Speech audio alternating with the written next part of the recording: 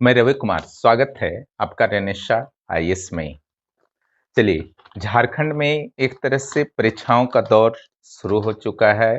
लग रहा है ऐसा कि अब सारा चीज ट्रैक पर आ जाएगा, क्योंकि मुख्य परीक्षा जो 7वीं मुख्य परीक्षा का आयोजन हुआ था 7वीं सिविल सेवा का, उसके रिजल्ट भी जेपीएससी के द्वारा यथाशीघ्र प्रकाशित करने का प्रयास किया जा रहा है। सोशल मीडिया के खबरों के अनुसार 11वीं जेपीएससी के वैकेंसी अप्रैल या मई में आ सकते हैं। ठीक है, 300 सीटों के आसपास की चर्चा चल रही है। अभी ऐसा कुछ भी कंफर्मेशन नहीं है, लेकिन रूल तो ही है कि आपको देना है 11वीं जेपीएससी, तो पीटी और मेंस की तैयारी शुरू कर दीजिए। आंसर राइटिंग फिलहाल कीजिए और पीटी को साथ में पढ़ते रहिए, एक बेहतर रणनीति हो सकता है। आज जो स्पेशली मैंने कहा था आप लोगों से कि जो साक्षात्कार से रिलेटेड 7वीं जेपीएससी के साक्षात्कार से रिलेटेड बहुत सारी गलतफहमियां स्टूडेंट्स के बीच में हैं, है ना। जो भी जिनको भी लग रहा है कि इस बार उनका कॉल हो जाएगा, तो साक्षात्कार के प्रति वह चिंतित हैं। और कई बार मैंने देखा है कि वीडियो के माध्यम से या फिर अलग अलग सोर्सेस से अभ्यर्थी कई बार कई गलतफहमियां पाल लेते हैं इंटरव्यू के बारे में, लेकिन वास्तव में ऐसा नहीं होता है। उन्हीं पर हम लोग जो है विस्तृत चर्चा आज करेंगे, ताकि इंटरव्यू के लिए आप मेंटली अच्छी तरह से प्रिपेयर्ड हो सकें। ऐसे इंटरव्यू का प्रोग्राम मॉक इंटरव्यू तो अभी नहीं है, लेकिन मॉक इंटरव्यू की तैयारी के लिए जो प्रोग्राम हमारा चल रहा है उसको भी आप ज्वाइन कर सकते हैं। काफी लाभ होगा, ठीक है, क्योंकि वहां पर हर संभावित प्रश्नों पर चर्चा भी हो रही है, उसके नोट्स भी दिए जा रहे हैं, उसके रिटन टेस्ट भी कराए जा रहे हैं, ताकि आप अच्छी तरह से तैयार हो सके। रिजल्ट के बाद आशा मत रखिएगा कि आपको समय मिलेगा तैयारी का। बहुत कीजिएगा तो बायोडाटा, हॉबी वगैरह, अपना डिस्ट्रिक्ट वगैरह के बारे में जानकारी लेके चले जाइएगा। और इतना ज्यादा मेहनत करके इस स्तर तक आप लोग पहुंचे हैं, आसान्वित हैं, तो इस तरीके से इंटरव्यू को नहीं छोड़ सकते हैं। यह गलती मत कीजिए, तैयारी जरूर शुरू कर दीजिए। तो चलिए, पहला जो है गलतफहमी है कि क्या सभी प्रश्नों का उत्तर देना जरूरी है।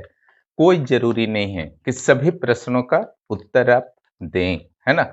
हो सकता है कि शुरुआती कुछ ऐसे प्रश्न हो, फैक्चुअल किस्म के हों, लेकिन ऐसा जनरली नहीं होता है। एक शुरुआत जैसे सिंपल वार्तालाप किया जाता है दो व्यक्तियों के बीच में, तो बोर्ड के द्वारा भी शुरू में कैंडिडेट्स को रिलैक्स करने के लिए, है ना, कुछ सिंपल सिंपल प्रश्न पूछे जाते हैं। ठीक है, कि आपकी पढ़ाई लिखाई किस स्ट्रीम में हुई है, चलिए इसके बारे में कुछ बताइए। ठीक है, हल्का फुल्का, जिसका जवाब जो है आप इजीली दे सकते हैं, एकदम विश्वास रखिए, है ना। शुरुआती क्वेश्चन इसी तरीके के होते हैं, जिससे वास्तव में अगर आप अंदर से बहुत ज्यादा परेशान नहीं है, नर्वस नहीं है अनावश्यक रूप से, तो आराम से आप जवाब दे सकते हैं। और शायद पहले एक दो प्रश्नों में ही अगर आपने बहुत अच्छी तरह से इंटरव्यू का प्रिपरेशन करके वहां पर प्रवेश किया है, तो निश्चित रूप से वो जवाब देने लायक होता है। बहुत ही अच्छी तरह से जवाब आप दे सकते हैं। अपने कॉन्फिडेंस को वहां पर बस नहीं खोना है किसी भी हाल में। अगला जो है, हाँ, यानी कि सभी प्रश्नों और उसके बाद भी कुछ ऐसे भी प्रश्न फैक्चुअल भी आते हैं पीसीएस के इंटरव्यू में, आईएएस के इंटरव्यू में भी, जिसकी जानकारी आपको हो सकता है कि नहीं होगी। तो अगर जानकारी नहीं है तो गलत नहीं बोलना है, आप सॉरी बोल सकते हैं और अगले प्रश्न के लिए वेट कर सकते हैं, फॉरवर्ड कर सकते हैं उनके पास। बोर्ड मेंबर्स के बारे में भी कई तरह की गलतफहमियां होती हैं। ठीक है, कि साइकोलॉजिस्ट वहां बैठे हुए होते हैं, ठीक है, उनका व्यवहार जो है बहुत कड़ा होता है, ठीक है, हंसते भी नहीं हैं वो, इतनी ऐसा कुछ नहीं है। ठीक है, बहुत ही सपोर्टिव होते हैं, बस इतना ही जान लीजिए। बस आप अपना बेस्ट दीजिए, वो आपसे कोशिश करते हैं आपका बेस्ट निकलवाने का। एक चीज हमेशा ध्यान रखिएगा, इंटरव्यू का जो साक्षात्कार कक्ष है वहां पर प्रवेश करने से पहले वो आपको चुनने के लिए बैठे हैं, ठीक है, हटाने के लिए नहीं बैठे हैं, है ना। वो प्रयास करते हैं कि सबसे बेस्ट और सबसे एबल कैंडिडेट को मैं चुनूं। इट मीन्स वो चुनने को बैठे हैं, वो आपको हटाने के लिए नहीं बैठे हैं, दिमाग में उसी चीज को बैठा करके जाना है, ठीक है। उनकी इच्छा नहीं रहती है कि मैं किसी कैंडिडेट को हटाऊं, लेकिन आप अपनी गलती से ही हटेंगे। वो आपको पूरा सपोर्ट करेंगे अपनी ओर से कि अपना बेस्ट आप दे सकें, ठीक है। बहुत सपोर्टिव होते हैं, हंसमुख होते हैं, ठीक है। चलिए नेक्स्ट जो है, बहुत ज्यादा सिफारिश चलता है इंटरव्यू बोर्ड में, ठीक है। इस पर भी अनावश्यक रूप से खूब चर्चा होता है, कुछ लोगों के द्वारा, कुछ अभ्यर्थियों के द्वारा, यहाँ तक कि जब आप वेटिंग हॉल में बैठे रहिएगा सारे अभ्यर्थियों के साथ, है ना, जैसे ही प्रवेश करेंगे आप इंटरव्यू के बाद, तो एक वेटिंग हॉल में आपको बैठाया जाता है ना। तो वहां पर सारे अभ्यर्थियों को एक दूसरे से बात करने का हल्का फुल्का मौका मिलता है ना। तो यहाँ इन नकारात्मक चीजों का एकदम बात नहीं करना है। कोडिंग सिस्टम लागू हो चुका है, छठा जेपीएससी से आपको एक कोड दिया जाएगा, संभवतः आपका नाम तक नहीं पता होता है साक्षात्कार बोर्ड के मेंबर्स को। यहाँ तक कि साक्षात्कार बोर्ड में एक जो होते हैं अध्यक्ष होते हैं, वो जेपीएससी के कोई मेंबर या अध्यक्ष होते हैं, वो प्रत्येक साक्षात्कार बोर्ड के अध्यक्ष होते हैं। बाकी जो होते हैं बाहर से सेवा प्राप्त की जाती है विशेषज्ञों की, ठीक है। तो संभव ही नहीं है कि कितने लोगों से कोई सिफारिश करेगा, क्लियर। और इसके हजारों उदाहरण पड़े हुए हैं, क्लियर, कि जिनकी आर्थिक स्थिति बहुत खराब थी, ऐसे लोगों का भी सिविल सेवा में चयन हुआ है, जेपीएससी में हुआ है, यूपीएससी में हुआ है। उनको उदाहरण बनाइए ना, है ना। कुछ गलत आपको कहीं पर लगा, ठीक है, तो उसको अपने दिमाग से निकाल देना उचित है। जो सही है उसको दिमाग में बैठा के रखिए, हमेशा जोश में रहिएगा, और रिजल्ट में कम से कम इस तरह का बाधा नहीं आएगा। ये सब सोच लीजिएगा, 2-4 दिन पढ़ाई खराब होगा, फिर तो पढ़िएगा ही ना, और क्या चाह रहा है आपके पास, है ना। तो क्यों सोचते हैं, 4 दिन क्यों बर्बाद करते हैं, मत कीजिए। नेक्स्ट आ जाइए, नर्वसनेस, बेचैनी, है ना, मुंह सूखना, इटीसी। इस सब भी जो है आपका कुछ कुछ प्रॉब्लम्स देखा गया है कई कैंडिडेट्स में इंटरव्यू से पूर्व, ठीक है। खास करके जो पहली बार दे रहे हैं या फिर बार बार दे चुके हैं, इंटरव्यू में कम मार्क्स आता है, तो ऐसे लोगों में प्रॉब्लम्स देखे गए हैं, ठीक है। देखिए सिंपल सा इसका है, पहले तो आप डर निकालिए, क्योंकि डरेंगे तो वहां पर अपना बेस्ट नहीं दे पाएंगे। रहा भय, उत्तेजना, घबराहट, है ना, मुंह सूखना इत्यादि, पानी वगैरह पीते रहिए, क्लियर। लेकिन एक सीमा तक यह पूरी तरह से मान्य है, लेकिन सीमा से बाहर कीजिएगा तो उससे अच्छा है कि बेकार है आपका इंटरव्यू देना। क्यों डर रहे हैं, है ना, वहां भूत प्रेत राक्षस थोड़ी कोई बैठा हुआ है ना। डर जो होता है, उत्तेजना, घबराहट, है ना, रोमांच भी होता है, उससे भी कभी कभी डर लगता है ना। कभी कभी क्या होता है कि आपका इंटरव्यू कॉल हुआ या एग्जाम भी अच्छा दे दिए हैं मेंस का, उसके बाद लोग इतना बोल देते हैं, घर परिवार पड़ोस, है ना, घमंड उसी समय से इतना छा जाता है कि जब इंटरव्यू का टाइम आता है तो भी लगने लगता है तो काफी कुछ बोल चुके हैं, कुछ गड़बड़ हो गया तो क्या होगा, ठीक है। ये सब कुछ नहीं करना है ना।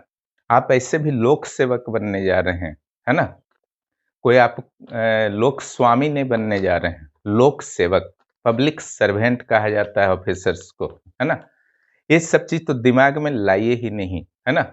जब भी आप सर्विस ज्वाइन कीजिए अपना बेस्ट दीजिए आम जनता के लिए, है ना। क्योंकि आम जनता कहीं ना कहीं से आप ही के भरोसे सरकार के कानून, नियम, योजनाओं इत्यादि को लागू करने के लिए आप ही के भरोसे भविष्य में बैठे रहती है, ठीक है।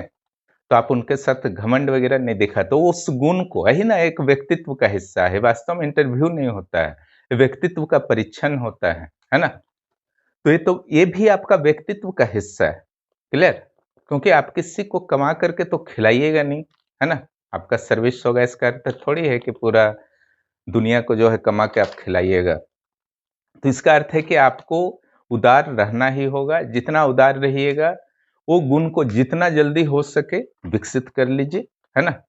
उससे क्या होगा, आपका जो है कम से कम उस पक्ष से जो भय, उत्तेजना इत्यादि जो है, उससे आप बचे रहेंगे, है ना? अनावश्यक दबाव को क्रिएट नहीं करना है, बहुत सावधानी से एक-एक दिन को पार करना है भी, ठीक है?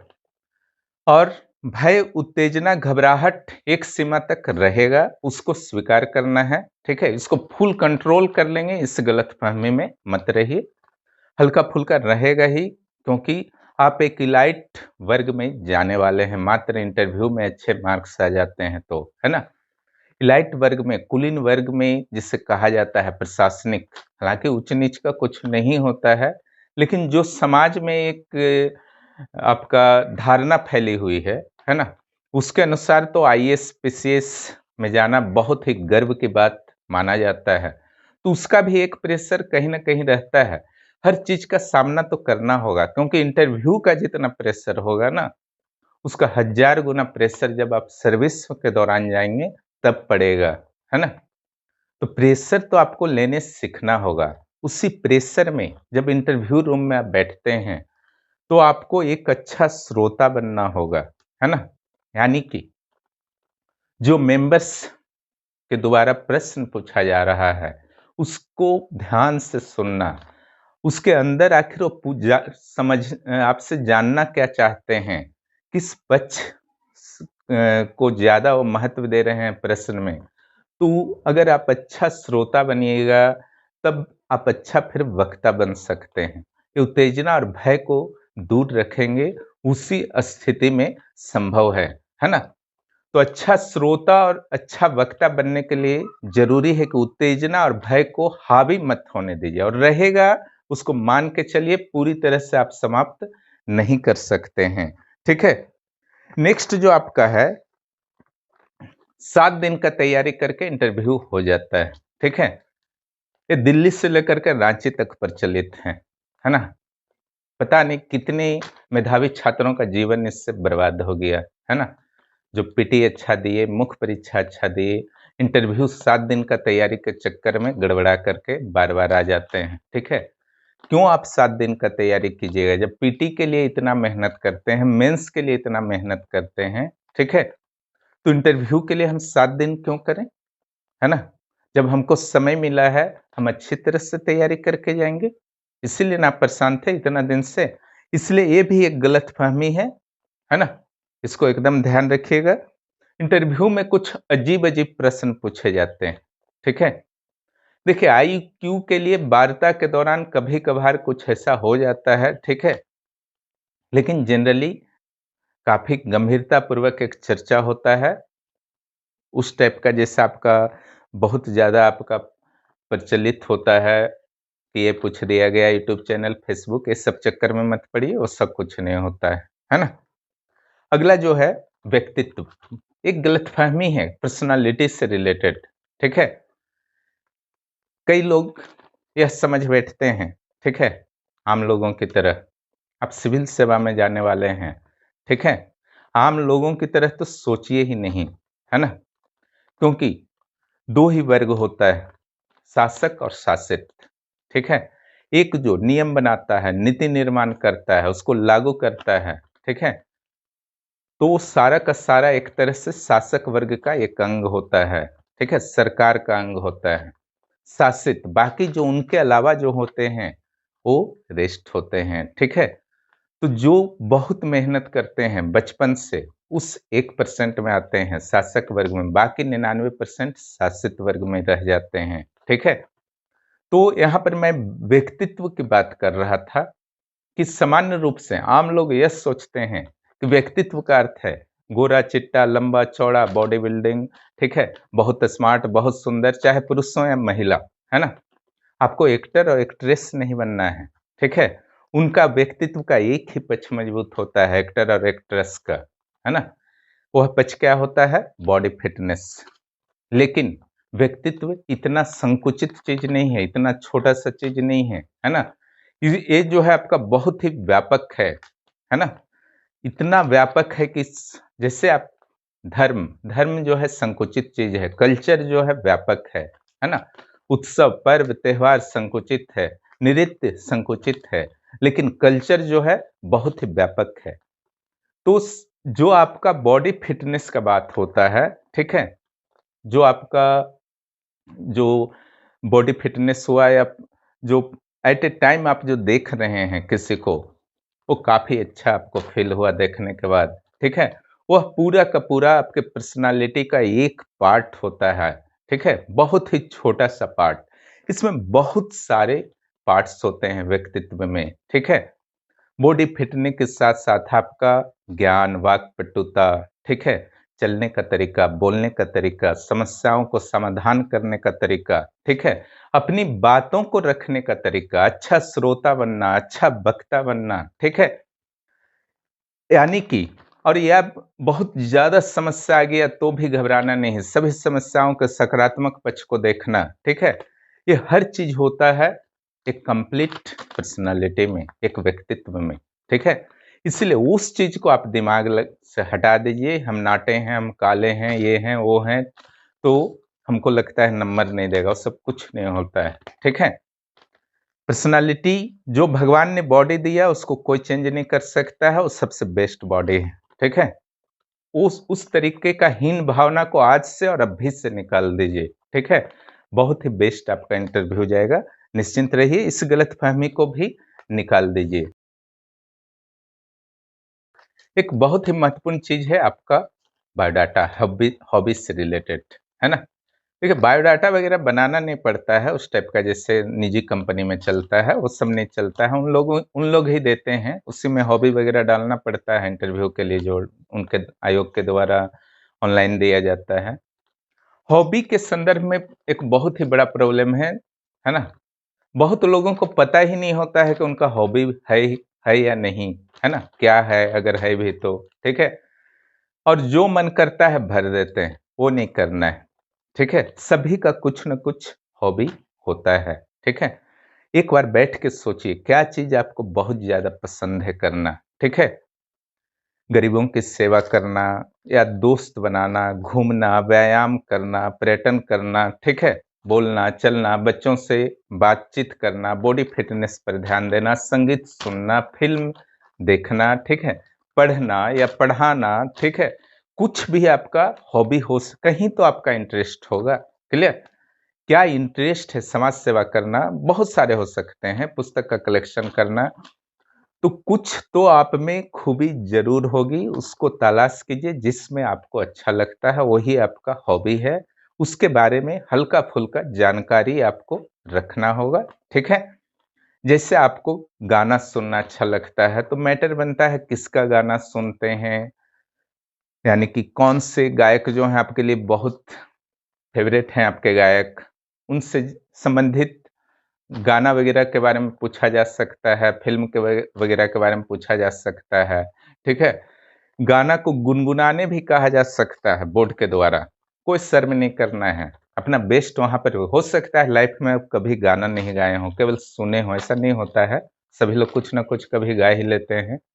वहाँ शर्म मत कीजिएगा, उन लोग बोल दिए, गुनगुना दीजिएगा, थोड़ी पूरा गाना आपको म्यूज़िक के साथ सुनाना है, 2 लाइन सुनाना है, सुना दीजिएगा, ठीक है? बहुत लोगों को कहा गया, ख़ास करके जनजाति और जो सदानी साहित्य, स्थानीय साहित्य जो लिए हुए हैं, खोटा है, नगपुरिया हैं, तो 2-4 पूछा जा सकता है कि आपका सबसे बेस्ट कविता आपको कौन लगता है नगपुरिया में, ठीक है?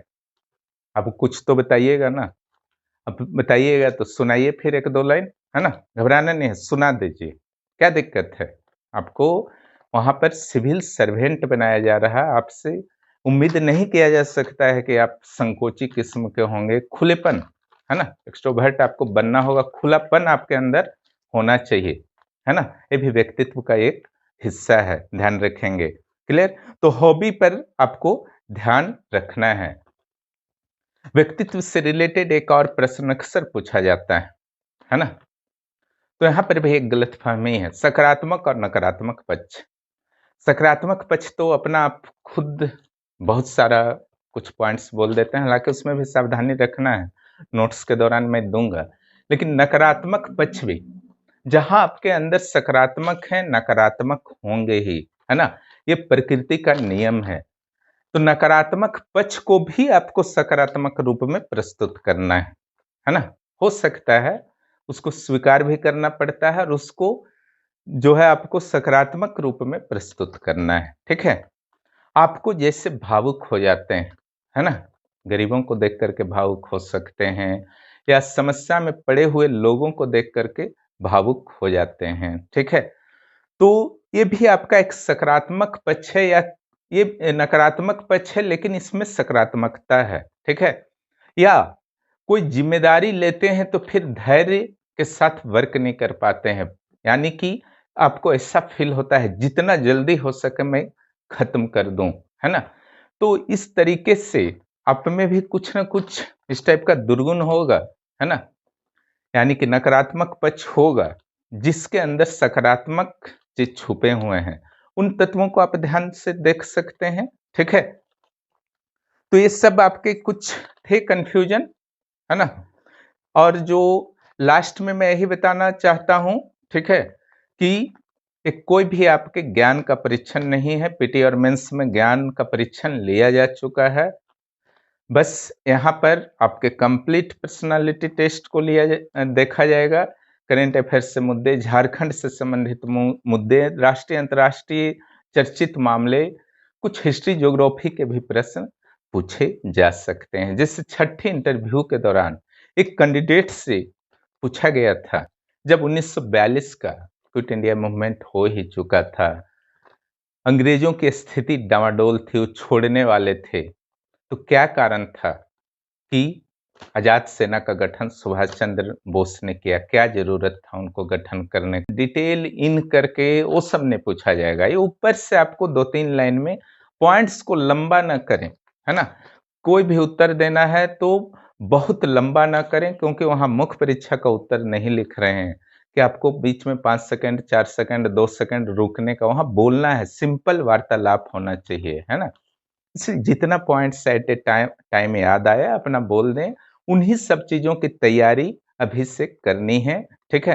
ताकि वहाँ पर जो है आप तैयारी जो आप करके गए हैं उससे रिलेटेड अगर प्रश्न आ जाता है तो निश्चित रूप से आप कंफर्टेबल रहेंगे। 2 पॉइंट की जगह आप 4 पॉइंट बोल सकेंगे। सेंटेंस अरेंजमेंट जो होगा बोलने के दौरान, वो बहुत ही अच्छा होगा, सुनने वालों को अच्छा लगेगा, ठीक है? तो इसका प्लस पॉइंट आपको तो मिलेगा ही, ठीक है? एक चीज और, है ना? जब आप जाएंगे इंटरव्यू के लिए, आपका सर्टिफिकेट वगैरह जो भी है, प्रमाण पत्र वगैरह चेक हो जाएगा, तो फिर जो दूसरे फर्स्ट फ्लोर पर जो है आपका जेपीएससी में इंटरव्यू होगा, तो वहां पर आप जब जाएंगे तो बाहर तो बैठा दिया जाएगा पहले सोफा पर, उसके बाद जहां जिस रूम में 4-5 रूम है इंटरव्यू के लिए, जिस रूम में आपका इंटरव्यू है उसके बाहर एक छोटा सा टेबल होता है ना? टूल होता है, उस पर आपको वेट करना है जब तक कि अंदर से बोर्ड के द्वारा आपको कॉल ना किया जाए, है ना? वहां पर जब बैठते हैं तो वहां पर दिल की धड़कन जो है काफी बढ़ी हुई रहती है, बेचैनी रहता है, ठीक है? तो इंटरव्यू के बारे में बेहतर होगा ना सोचें, नॉर्मली आप, है ना? अगर ये प्रश्न आता है तो क्या बोलेंगे, इस टाइप से नॉर्मली आप सोच सकते हैं। अंदर का माहौल के बारे में मत सोचें, परेशानी में दिमाग जो है हमेशा परेशान होता रहेगा। सिर्फ कुछ टारगेटेड क्वेश्चंस, शुरू में कैसे बोलना है, अभिवादन कैसे करना है, गुड मॉर्निंग, नमस्कार। गुड मॉर्निंग सबसे बेस्ट है ना? हिंदी में नमस्कार जब वो होल लाइफ नहीं बोलते हैं तो वहां पर बोलने का क्या जरूरत है? अगर 12 बजे के बाद है तो गुड आफ्टरनून बोल दीजिए, क्लियर? शाम को तो नहीं होता है जनरली, लेकिन अगर 4 बजे के आसपास किन्हीं का पड़ गया बाय द वे, तो गुड इवनिंग बोल दीजिए, है ना? शुभ संध्या भी बोल सकते हैं, लेकिन बेहतर होगा कि मॉर्निंग बोल दीजिए, है ना? मॉर्निंग आफ्टरनून बोल दीजिए, ज़्यादा बेहतर रहेगा। उसमें आप मेरे विचार से ज़्यादा कंफर्टेबल फील करेंगे, है ना? अंदर जब आप दरवाज़ा खोल के जाएँगे, ठीक है? तो वहाँ पर सबको अभिवादन करना है, सारे मेंबर्स को, क्लियर? वो खुद आपको बैठने को बोलेंगे, है ना? उसके बाद ही आपको बैठना है, वो बोलेंगे बैठने को, निश्चिंत रहिए, है ना? और दरवाज़ा जो होता है आपका, उसके बाद जब लौट के जाइएगा तो दरवाज़ा जब आप जस्ट इन कीजिएगा, तो दरवाज़ा जब आप बंद कीजिएगा तो ध्यान रख लीजिएगा, ठीक है? कि इसका सिस्टम इस टाइप से है खोलने के लिए या फिर कोई और तरीका है, हल्का-सा ध्यान रख लीजिएगा उस समय, ठीक है? ताकि जब बाहर आइए इंटरव्यू का जस्ट आफ्टर इंटरव्यू, तो वहां पर किसी तरह का दरवाजा खोलने में प्रॉब्लम ना हो। ठीक है। और यहाँ पर जो आपका है सिविल सेवा है, ये है ना, यहाँ रिस्क तो लेना ही पड़ता है। क्लियर। क्योंकि इतना टफ एग्जाम है। झारखंड में सिविल सेवा के प्रति जागरूकता बढ़ रही है। देखिए ना, इस बार 3-4 लाख लोग भर दिए थे, है ना, अगला बार तो और ज्यादा भरेंगे। सिविल सेवा सभी लोग देना चाह रहे हैं झारखंड में। इस बार तो 1 लाख तो कम से कम ज्यादा आवेदन आएगा, नए नए ग्रेजुएट बन रहे हैं। ठीक है। तो इस स्थिति में आपको रिस्क लेना ही होगा। इट मीन्स अभी से इंटरव्यू का तैयारी करना ही होगा, आप इंतजार नहीं कर सकते हैं। इसके अलावा 11वें जेपीएससी के कैंडिडेट्स हों, सीजीएल के कैंडिडेट्स हों, दिन रात एक कर दीजिए। ठीक है। मेहनत पर भरोसा रखिए, किस्मत पर नहीं। ठीक है। क्योंकि मेहनत से तो सब कुछ मिल जाता है और किस्मत भी बदल जाता है, लेकिन किस्मत से क्या मिलेगा उसका कहीं से कोई गारंटी नहीं दे सकता है। आपके अंदर सब कुछ है। एक बार प्रयास कीजिए, कुछ मंथ्स के लिए ओनली प्रयास कीजिए, अपने जीवन में खुद ही आपको जो है चेंज फील होने लगेगा। और मैं बहुत ही कम शुल्क पर जेपीएससी और जेएसएससी सीजीएल के सभी स्टेज के लिए जो नोट्स उपलब्ध अच्छी तरह से एप्लीकेशन पर करवा रहा हूं, आप लोग उसका लाभ उठाएं, है ना। चलिए फिर मिलते हैं अगले क्लास में। वीडियो देखने के लिए बहुत बहुत धन्यवाद। जो भी इस चैनल पर नए हैं, चैनल को जरूर